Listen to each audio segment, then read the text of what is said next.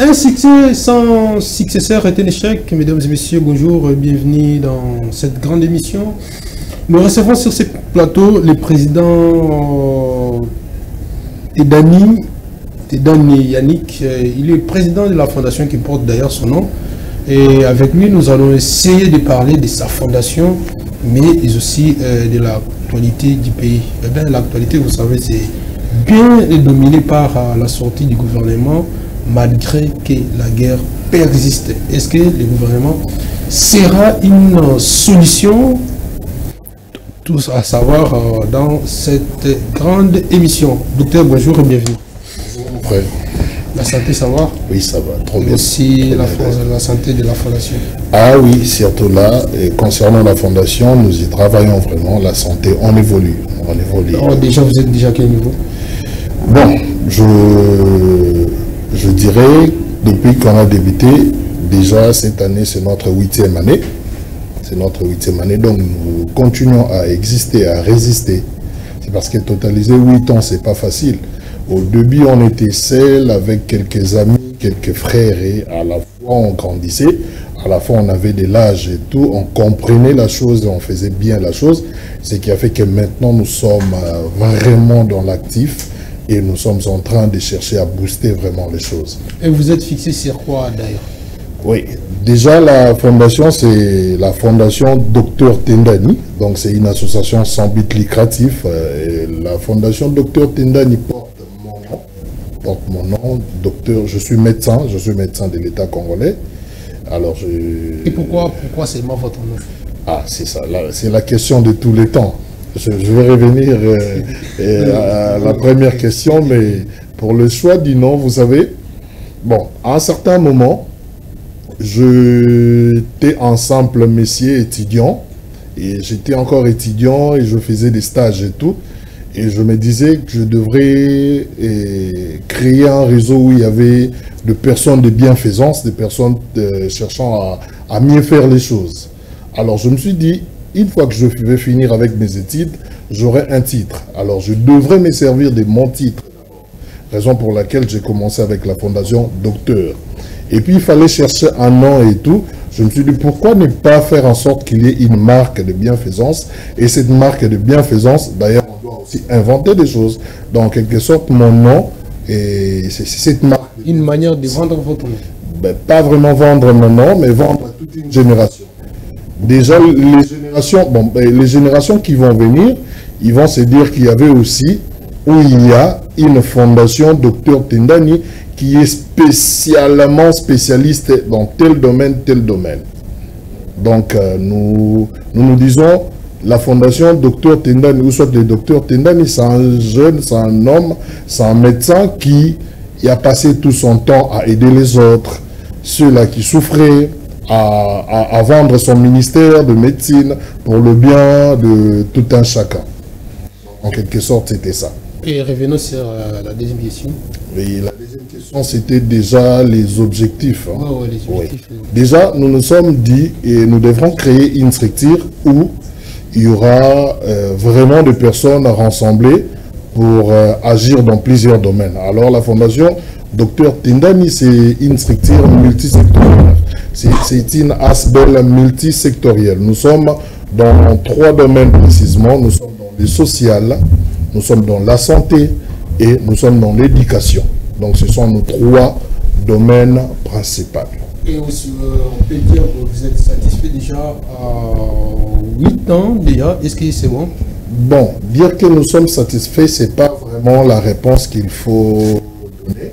C'est parce que jusque-là, nous sommes en train de réunir pas mal des efforts, pas mal de mouvements à la fois, il faut réaliser. Mais nous sommes en train de progresser. Et si on peut parler des œuvres déjà sur le terrain, oui. On peut, dans votre actif, on peut compter combien? Dans notre actif, s'il faut compter, nous avons plusieurs œuvres, mais il faudrait que nous puissions avoir un peu de plus de précision. Nous aider avec des photos. Hein. Et plus de précision. Déjà, nous organisons pas mal de consultations, pas mal de consultations au niveau des orphelinats. Déjà, là, c'est notre force d'ailleurs. Nous avons des collaborateurs, nous avons des partenaires orphelinats, où nous arrivons dans un orphelinat et nous vendons notre ministère, nous mettons notre ministère gratuitement. Nous venons dans des orphelinats, une fois que nous sommes dans un orphelinat, nous amenons les vivres, nous amenons les habits et autres, mais après nous consultons les enfants gratuitement. Et s'il y a un enfant qui est malade, de par notre fondation, nous prenons cet enfant en charge gratuitement. Là, on peut dire que la fondation a déjà un hôpital. La fondation aura bientôt un hôpital. Aura bientôt un hôpital, mais nous avons choisi d'avoir d'abord cet hôpital, mais pas dans la province de la ville de Kinshasa. Nous sommes au Congo central, précisément dans la ville de Boma. Dans la ville de Boma, et je venais d'être là il y a une semaine passée, et d'ici 4 ou 5 jours, je serai encore là. Là, nous avons une parcelle où nous sommes en train de construire, et c'est à partir de là que nous allons débuter notre hôpital. Mais ici, dans la ville, province de Kinshasa, nous avons actuellement 7 partenaires, donc des hôpitaux où nous travaillons. Ce sont des collaborateurs, ou quand nous avons un enfant, ou quand nous avons une personne démunie, ou que cette personne-là a besoin d'aide, et c'est à partir de ces hôpitaux-là. Mais il ne faut pas oublier, nous avons pas mal de médecins dans la fondation Dr Tindani. Ce n'est pas tout cas qu'il faut seulement prendre en charge au niveau des hôpitaux. Même quand nous arrivons au niveau de ces orphelinats-là et que nous croisons qu'il y a des enfants qui sont malades, à partir de là, déjà, nous prenons en charge. Prenons des cas d'ici par là, des cas dans les communes parfois, oui. Une personne qui est malade mais n'a pas de moyens. Oui. Comment faire pour que vous puissiez lui venir en aide? D'ailleurs, c'est ça le plus grand souci de la fondation. Ce n'est pas que nous avons l'argent, mais au moins nous avons d'abord l'amour et nous voulons vendre l'amour, nous voulons faire sentir aux gens cet amour-là. Ce n'est pas vraiment vendre. Déjà, nous allons donner notre numéro, mais le plus grand souci là, c'était quoi? Vous savez, actuellement dans notre pays, si on voit quelqu'un malade ou on voit il y a un accident, les gens préfèrent applaudir. Ou soit des gens préfèrent prendre des photos ou des vidéos pour balancer au niveau des réseaux sociaux pour faire de buzz. Mais nous sommes dit, il y a une marque, la fondation Dr Tindani. Nous lançons bientôt, là c'est en cours déjà de lancement, nous sommes en train de lancer une structure dénommée Médecins pour la vie. C'est une clinique mobile des urgences où nous avons notre numéro et nous aurons des agences par-ci par-là. Une fois qu'il y a une urgence sanitaire, qu'on nous appelle par ces numéros, ça va de pair avec ce que vous avez dit. Donc s'il y a une personne, déjà on fait ça, nous nous rendons dans le milieu un peu reculé de la province. Nous partons vers des communes un peu, des quartiers un peu reculés là, et nous prêtons main à tous ceux-là qui sont malades. Alors s'il y a quelqu'un qui souffre d'une maladie, quelqu'un que la personne n'arrive pas à se prendre en charge, en premier lieu, ils peuvent aussi nous contacter. Et déjà, notre numéro, c'est le 089 546 86. 089 546 86. Et puis, le siège, nous sommes dans la commune de Kalamou, sur avenue Kingabwa, quartier Kimbangu, numéro 16. Ça, c'est bon. Et est-ce que, pour citer, oui. Est-ce que docteur Tindani, oui. Je voulais vous poser justement une question de curiosité. Oui. Vous savez comment des fondations Yasbel œuvrent dans notre pays. Oui. Pensez-vous qu'un jour, pouvez-vous voir changer de la fondation à un parti politique? Et changer de la fondation à un parti politique, non. Mais à part le fait d'avoir une fondation, nous pouvons aussi un jour avoir une structure où nous allons nous occuper de la politique. C'est parce que je suis un acteur sociopolitique. Déjà, je vous signale que d'ici l'année prochaine, nous lançons une structure, une ASBEL, qui s'occupera uniquement de la politique. On ne veut pas que la fondation Dr Tindani puisse quitter ses côtés un peu social pour migrer vers la politique. Vous savez, dans la politique, nous avons des tendances. Soit on est dans l'opposition, soit on est dans la majorité. Mais quand on est un acteur social, on ne tient pas compte de tout ça. On peut aider des personnes qui... On reste l'église au milieu. On reste l'église au milieu du village. Donc c'est un peu ça. Nous prenons maintenant les casquettes de l'acteur politique. Ah bon. Là où les Romains s'empoignèrent. Ouais. Le gouvernement, tant attendu, est sorti. Oui. Comment avez-vous jugé ça? Les gouvernements tant entendu, comme vous l'avez dit, bon, je dirais que Bon, je me suis posé aussi beaucoup de questions. Et est-ce qu'il fallait avoir un autre gouvernement? Ou soit est-ce que c'est vraiment un nouveau gouvernement? Ce sont des questions que je me suis posées. Pourquoi je me suis posé ces questions? Donc, on a déjà, on dirait qu'on a Soumina 1 et Soumina 2. Or qu'avec Soumina 1, ça n'a pas encore pris beaucoup de temps. Depuis le mois où on a fait sortir ce gouvernement, je pense qu'il faut compter, on est dans une année et quelques mois. C'était depuis 2024. Donc je me dis, est-ce qu'il fallait changer un nouveau gouvernement ou soit changer de poste? Si oui, alors quels sont ces postes-là qu'il fallait vraiment changer? C'est ça aussi la question. C'est parce que nous savons que c'est un gouvernement qui était en train de débattre un grand travail. Vous parlez des Soumina 1?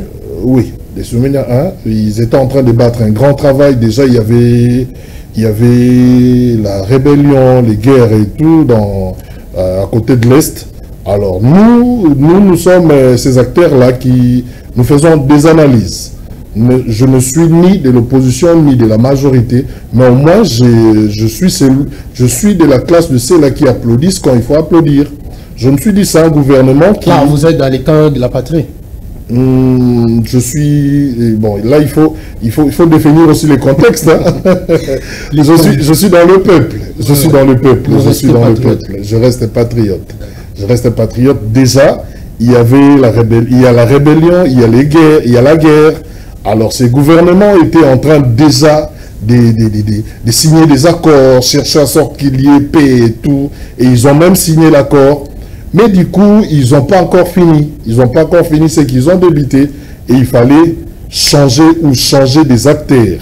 Bon, on change des acteurs, mais est-ce que des acteurs qu'on a changés, ces acteurs-là devraient vraiment être changés? Est-ce que ceux qui restent là, ils devraient vraiment rester? C'est ça aussi les questions qu'il fallait... Le président avait besoin que l'opposition participe aussi. Ah, là maintenant c'est un grand souci. Je vous dis, et s'il faut que nous puissions définir l'évolution de notre pays en mettant... C'est parce que quand vous parlez de l'opposition, vous parlez des individus. Il faudrait que nous soyons larges. Peut-être on avait besoin que d'autres acteurs puissent aussi participer. Avec les initiatives de consultation organisées par... Déjà, avec toutes ces consultations, nous on remercie le président de la République. C'est parce qu'il fallait faire des consultations. Mais nous étions là dans ces pays. Nous avons vu la plupart des opposants ne sont pas venus. Ils ne sont pas venus et ils avaient boycotté. Mais après, nous avons vu le président... Martin Fayoulou qui est venu juste après. Oui, qu'on attendait, mais à la grande surprise, il n'est pas partant pour le gouvernement. Bon, et actuellement, je ne suis pas son porte-parole, mais je dirais que c'est un monsieur qui fait aussi autrement la lecture des choses. C'est parce que, actuellement, le blème, c'est quoi? Dans ces pays de foi, quand on est une autorité, on travaille aussi avec les impulsions des réseaux sociaux. C'est ça aussi le problème. On cherche à faire une chose, mais quand nous sentons aussi la chaleur des réseaux sociaux, nous sentons la chaleur des personnes que nous dirigeons, du coup, on cherche à voir autrement. Mais lui étant une grande autorité, il a sa façon de voir les choses. Au moins, j'ai aimé, c'était le courage. Je dirais que il est parmi les rares des personnes qui, malgré les injures et autres, il a au moins accepté d'approcher son frère. C'est entre deux Congolais. Donc, je crois qu'ici, il faut parler du gouvernement, d'Union nationale ou quoi, je me dirais que ce n'était pas vraiment la question. La vraie question, c'est il faudrait nous avons besoin qu'il y ait de vrais moments de dialogue entre les Congolais, opposants et pouvoir. C'est ce que nous cherchons. L'opposition réclame un dialogue inclusif, bien sûr. Déjà à Doha, il y a des discussions entre le gouvernement et aussi les rebelles des M23. De l'autre côté des États-Unis d'Amérique, il y a l'accord de paix signé entre la RDC et le Rwanda. Ouais. Pensez-vous que dans cette optique, tout peut changer? Bon, et on ne peut pas rejeter tout ce que de grandes personnes, de grandes autorités sont en train d'entreprendre. Déjà, je dirais que faire de mouvements, c'est une très bonne chose. Faire de mouvements, c'est une très bonne chose. Si on ne fait pas de mouvements et qu'on stagne, là, c'est un problème. Je vous dis, la guerre, les réalités entre la RDC et nos voisins de Rwanda, et ça, c'est pas pour aujourd'hui, ça date de longtemps. Maintenant, le plus grand souci, c'est quoi? Quand nous voulons entreprendre des moments de dialogue ou des moments de clauses et quoi, et tout ce qui va avec, mais le mal est que quelles sont les histoires avec qui nous débutons et qui nous aident à débiter ces moments de causerie. Déjà, vous avez un pays comme le Rwanda, mais le président qui n'accepte pas qu'il est en conflit avec notre pays. Déjà, c'est là où je me suis dit, au départ, c'était mal négocié. Et après, on accepte causer avec quelqu'un qui nous a dit qu'il n'avait pas de conflit avec nous. Pensez-vous qu'au moment où il y aura causerie, s'il sent qu'il n'est pas à l'aise, il sera vrai? C'est ça aussi le problème. Je me dis, et je ne vois pas d'abord le Rwanda dans ça, je me dis que le vrai problème, on doit se mettre entre Congolais ici d'abord. Voyez-vous l'accord signé entre le Rwanda et la RDC donner une paix durable comme tout le monde le souhaite? Et on peut dire, comme nous en médecine on dit, ni jamais ni toujours, on peut dire oui, on peut aussi dire que quand il y a des gens qui ne sont pas satisfaits, ça sera encore là le problème. C'est parce que quand il y a des personnes qui ne sont pas satisfaites, c'est là où il y a maintenant du conflit. C'est parce que déjà là, on cherche à prendre les choses, on cherche à individualiser les choses. Donc je suis un acteur politique, si je ne me retrouve pas dans ce qui se passe, du coup je sors. C'est ça le problème. Alors moi je reviens toujours à dire, il est temps que les Congolais puissent être sérieux, il est temps que les acteurs politiques puissent arrêter de faire tout ce qu'ils font comme manigance, manipuler les jeunes, manipuler la rue pour avoir des succès, pour faire de buzz et tout, mais on doit être vrai. Vous savez, je voudrais vous dire quelque chose. Pour être un bon politicien, c'est pas seulement le fait d'avoir des diplômes, c'est pas le fait d'avoir une expérience et tout, mais rajouter, à part le fait d'avoir des diplômes ou soit de l'expérience, il faut avoir l'amour de l'homme. C'est ce qui manque à plusieurs acteurs politiques. C'est ça ce que je pourrais dire. Docteur, je vous vois marteler plus sur le dialogue. Oui. Mais connaissant que dans ces pays, nous avons connu aujourd'hui l'indépendance jusqu'au jour d'aujourd'hui, nous pouvons parler jusqu'à 15 ou 16 dialogues qui n'ont abouti à rien. Pensez-vous que les dialogues qui étaient imposés justement par les opposants serait une solution, et avec la participation de Corneille Nangaa et aussi l'ancien président de la République? Bon, et je dirais que s'il faut négliger tous ces dialogues comme vous avez dit, ça ne serait pas de l'honnêteté scientifique. Vous savez, et c'est entre des hommes. Quand deux groupes de personnes ne s'entendent pas, les choses n'évoluent pas. Il faudrait qu'il y ait au moins quelques précisions ou quelques attirances. C'est ce qui me pousse à être derrière le dialogue. Mais il faut savoir quels sont les genres des acteurs qu'il faut inviter dans les dialogues, et il faut avoir des cahiers de charges clairs. Moi, je dirais que ces acteurs qui viendront dans les dialogues, on doit savoir quels sont les points qui se figurent dans leur cahier de charges. C'est parce que s'il y a des acteurs qui venaient pour leurs carrés miniers et autres là, et pour leurs avantages, je dois être Premier ministre, je dois être un tel, je dois bénéficier de tel ministère, là je me dis que même s'il y a dialogue, après ces dialogues, il y aura encore conflit. Ça a toujours été le cas. On s'est réunis, après s'être réunis, on se partage les postes, tellement qu'il n'y avait pas vraiment de l'intérêt pour la population, il n'y avait que de l'intérêt pour le partage des postes. C'est après que nous aurons encore des problèmes et encore des problèmes. Et l'opposition, il y aura l'opposition face A, l'opposition face B, même ceux-là que nous traitons de rebelles aujourd'hui, quand ils viendront là, eux aussi chercheront à faire des choses autrement. Nous avons tout vu dans ces pays. Vous ne voyez pas, docteur, qu'en mettant Nangaa aujourd'hui à la table avec le président Félix Tshisekedi, c'est le fait d'encourager aussi d'autres Congolais, s'ils seront peut-être frustré ou soit n'est pas content de certaines choses, faire la rébellion?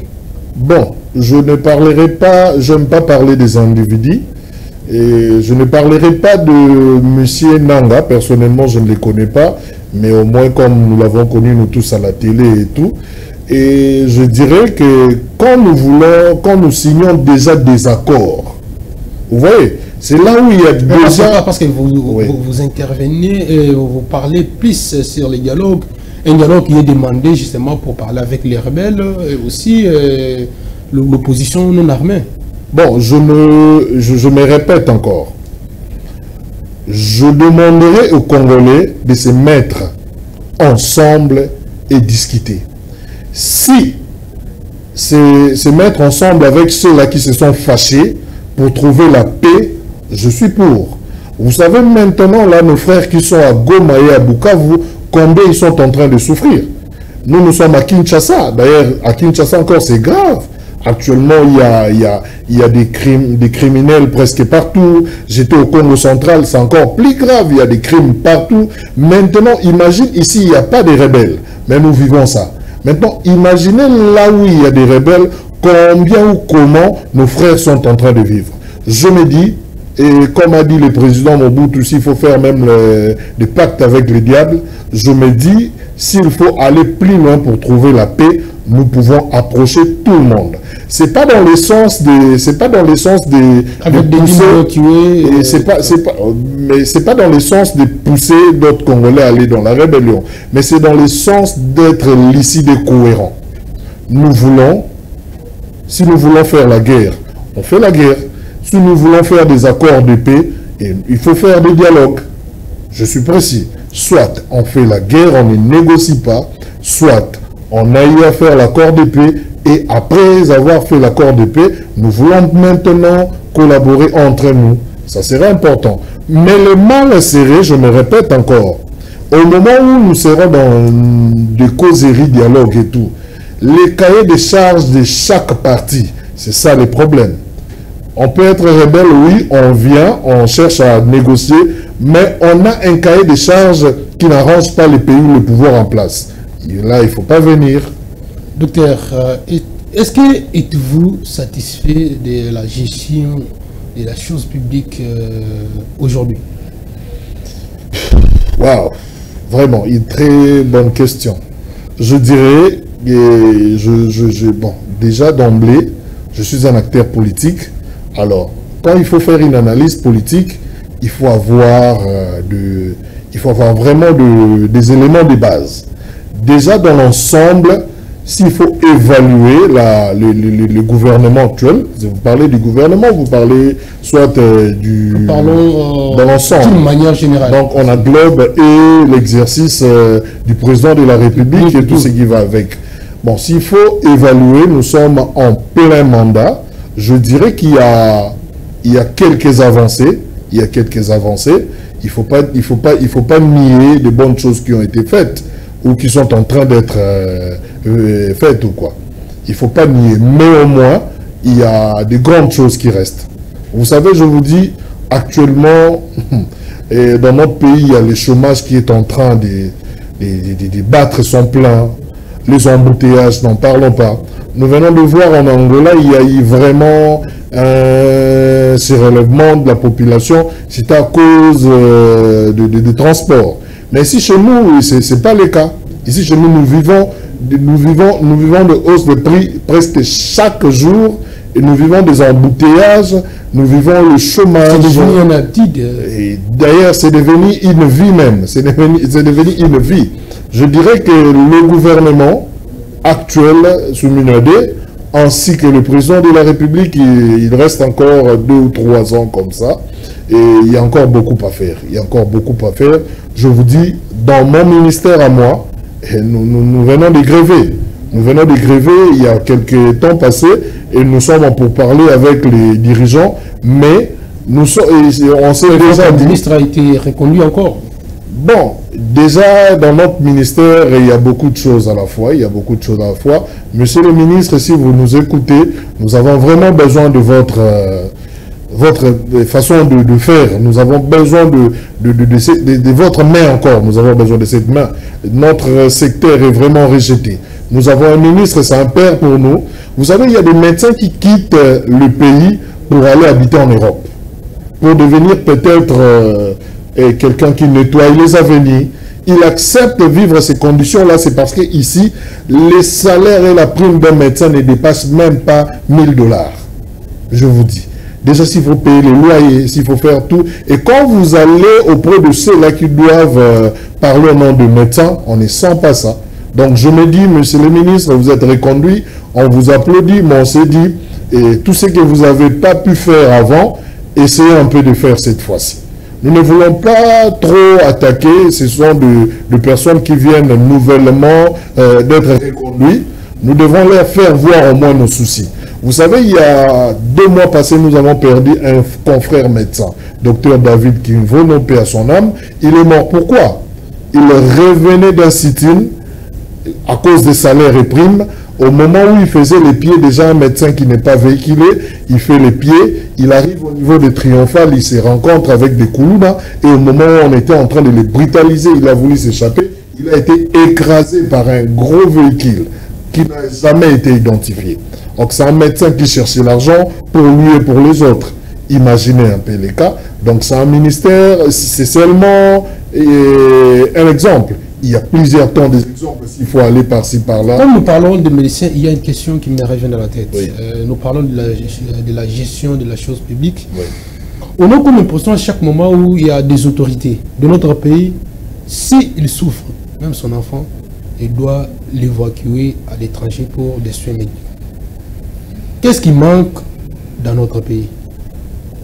C'est les médecins professionnels, les hôpitaux, ou soit justement c'est parce que ces gens-là ont de l'argent, ils veulent à tout prix être en bonne santé. Vraiment. Et avant de vous répondre à cette question, je me refais un peu marche en arrière. Même quand on citait concernant notre ministère, vous savez déjà qu'il y avait la gratuité de l'accouchement et tout. Actuellement, ça souffre. Actuellement, ça souffre. La gratuité de la maternité. De la maternité et tout. Actuellement, il y a des hôpitaux où on refuse carrément. On refuse carrément de prendre en charge les femmes qui viennent accoucher, c'est parce qu'ils ne sont pas rémunérés. Alors, concernant ce que vous avez posé comme problème, et dans ces pays, nous avons de bons médecins, je vous dis. Nous avons des médecins capables de faire de grandes choses, même quand nous quittons ces pays pour aller en extérieur, à l'extérieur de ces pays, on nous applaudit. Mais le comble, c'est quoi? Nous manquons de plateaux techniques sérieux. Nous n'avons pas de plateaux techniques capables de faire des grandes interventions, de prise en charge et tout. Nous demanderons à l'État, nous demandons à l'État congolais et de prendre aussi en compte. Nous avons besoin que, vous avez vu, on est en train de refaire encore l'hôpital Mamaïmo.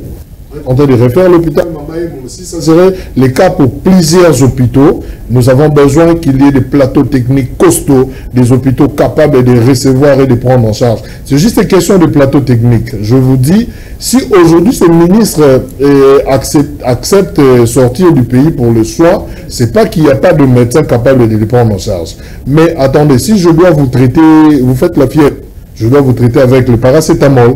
Si je n'ai pas de paracétamol, je n'arriverai pas à vous traiter. C'est ça le problème. Nous manquons des machines, nous manquons d'autres spécialistes aussi. Et puis, il faudrait qu'il y ait aussi ces managements-là. Vous savez, aujourd'hui, si vous allez dans nos provinces, il manque même des spécialistes. C'est plus à Kinshasa qu'il y a des spécialistes. Il y a des gens qui vous attendent, un neurologue dans une province, et il faut faire au moins 6 mois avant que ce monsieur puisse venir. Soit on vous dit carrément, il faut quitter de cette province vers la province de Kinshasa. Maintenant, à Kinshasa, on quitte de Kinshasa, soit vers l'Inde, soit vers la France ou autre. Docteur, nous sommes en train de citer déjà pour notre mission, mais je voulais prendre une question d'actualité. Oui. L'actualité, c'est le procès Costa Mutamba, qui est aussi hygiène. Oui. Comme nous parlons de dialogue, est-ce qu'il est important d'avancer avec le procès ou soit d'acquitter Mutamba parce que nous serons tous à la table au lieu d'autres personnes soient en prison et voilà. Bon, le procès Moutamba, Constant Moutamba, que je salue en passant, et c'est un jeune qui nous a fait aussi rêver. C'est un jeune qui nous a fait rêver par rapport à sa façon de faire. Vous savez, nous allons citer des noms de personnes dans ces pays. Le monsieur Constant, nous allons aussi citer son nom. C'est un jeune qui a osé, c'est un jeune qui a boosté des choses, vous savez.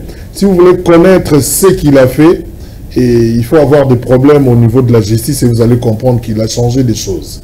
Alors, concernant son procès, je ne suis pas ni juge ni avocat, donc je ne pousserai pas aux avocats et aux juges de faire leur travail, mais sauf que je dirais aux juges d'être cette église au milieu du village. Et puis j'irai plus loin pour dire que si, et on ne peut pas dire qu'il faut stopper des dossiers de justice, c'est parce qu'on veut aller au dialogue, non. S'il y a des procès de justice et tout, il faut aller avec. Mais les gens crient à l'acharnement politique. C'est ce qui m'a poussé à vous dire que je demanderai à cette machine judiciaire d'être une église au milieu du village. Donc cela veut dire que c'est lui qui bénéficie, qui a droit à ça, qui puisse bénéficier ce qu'il a droit. Et non qu'il y ait une partie de la politique dans la gestion de l'affaire Moutamba, ou soit les règlements des comptes, c'est parce que c'était un ministre qui criait tout le temps derrière le magistrat, juge et autres. Ça, c'est un autre problème. Mais Moutamba, c'est un grand monsieur, c'est un grand homme. Il le sait et nous savons de quoi il est capable. Jusqu'à-là, on ne l'a pas encore arrêté et rien ne prouve qu'il sera arrêté. Certes, le ministère public a proposé, mais ça revient à l'ensemble de l'équipe de nous dire peut-être d'ici quelques jours, nous saurons si qu'est-ce qu'ils ont retenu. Mais nous pensons que c'est un monsieur qui est aussi utile et qui sera aussi, qui doit être aussi invité dans ces dialogues-là. Docteur, nous avons fini cette émission et avant de nous séparer, j'ai 4 questions à vous poser. Vous allez répondre justement par oui ou non. Wow. La première, est-ce que la fondation Docteur Tedani restera justement une fondation sociale? Oui. Vrai ou faux, le président de la République démocratique du Congo, jusqu'à maintenant, a réussi avec la diplomatie agissante? Vrai. Vrai ou faux, le gouvernement Souminadé pourrait être une solution pour les défis que nous tous nous connaissons? Bon, là, je m'abstiens un peu. De s'abstenir un peu. Ils n'ont pas encore débuté. Vrai ou faux, le dialogue est-il une solution à la crise qui sévit à l'est de la République? Vrai. J'ajoute une dernière.